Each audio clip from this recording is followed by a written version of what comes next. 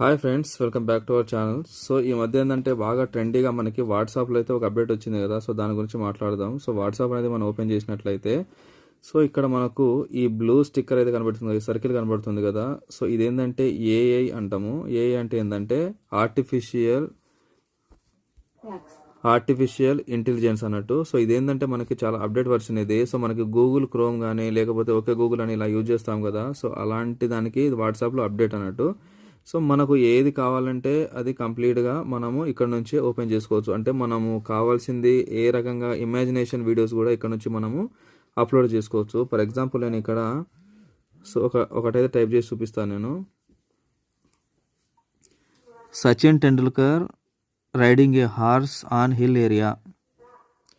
So ఇదైతే మనం ఇస్తున్నాము. ఇదని ఇచ్చి చూసిన తర్వాత యాస్టీస్గా మనకు అది మనకు మన క్వశ్చన్ రిసీవ్ చేసుకొని మనకు కావాల్సిన ఇమేజ్ అయితే తీసుకొస్తుంది. సో అప్లోడ్ అవుతుంది. సో చూసారు కదా. సో సచిన్ టెండూల్కర్ హార్స్ చేస్తున్నట్టు అంటే రైడింగ్ చేస్తున్నట్టు ఒక వీడియో అయితే మనకు వచ్చేసింది, ఇమేజెస్ వచ్చేసింది. సో ఇది మన ఈ రకంగా కూడా అంటే ఏమైనా కూడా దీని నుంచి మనకు వచ్చేసింది. సో మన వెదర్ రిపోర్ట్స్ కానీ లేకపోతే టుడే ఎలాంటి ప్రోగ్రామ్స్ ఉన్నాయి అని కానీ లేకపోతే ఏదైనా నాలెడ్జ్ అంటే నా జనానికి సంబంధించిన క్వశ్చన్స్ అన్ని కూడా ఇక్కడ మనకు వచ్చేస్తూ ఉంటాయి. సో ఇంకోటి కూడా ప్రయత్నం చేద్దాం. సో ఇక్కడ నుంచి మనం అంటే చాలా మందికి ఏంటంటే టైప్ చేసుకోవడం ఇబ్బందిగా ఉన్నప్పుడు ఇక్కడ నుంచి మనము ఏదైనా క్వశ్చన్స్ కావాలంటే మాత్రం ఇక్కడ నుంచి ప్లే చేసుకోవచ్చు. సో ఇంకోటి చూద్దాం.